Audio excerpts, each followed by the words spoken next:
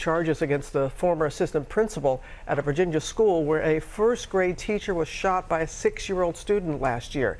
A grand jury report is offering new details about that incident. Our Chief Justice correspondent Pierre Thomas joins us with more. Good morning, Pierre. Robin, good morning. That assistant principal has yet to give a public response to these new charges, accusing her of failing to protect her children and a shocking level of indifference.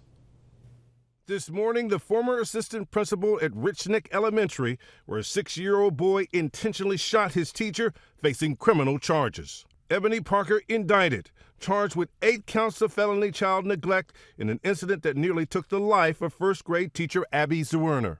The look on the student's face when he pulled out the firearm is a haunting look.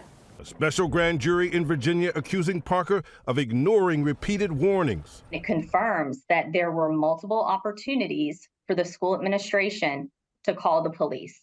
It began with Zwerner the morning of the shooting going to see Parker and allegedly telling Parker the child was in a violent mood. According to the grand jury's report, the boy who had previously choked a teacher and a fellow student had just threatened to beat up a kindergartner. Parker did not respond, the report says, and never even looked away from her computer screen. A short time later, 2 students told another member of the school staff the child had a gun in his bag. The child's backpack was searched, but nothing was found. The grand jury says Zwerner, still worried, told colleagues she thought she saw the boy put something in his pocket, which was also told to Parker. Still, no expansive search or pat-down. Then after recess, one of the boy's friends came up to another teacher and told her the child had a gun and showed him the bullets. At 1:58 p.m., according to the grand jury, the boy turned to Zwerner, pulled a gun out of his pocket, and at less than 6 feet away, pulled the trigger. It was preventable. That's just what is heartbreaking.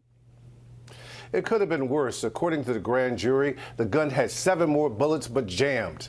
This is the second time this week an adult has been in court on charges after a child shoots someone, after those Michigan parents were sentenced for their part in their son's murder of high school classmates, Robin. And Pierre, the Biden administration is announcing a new measure aimed at gun safety.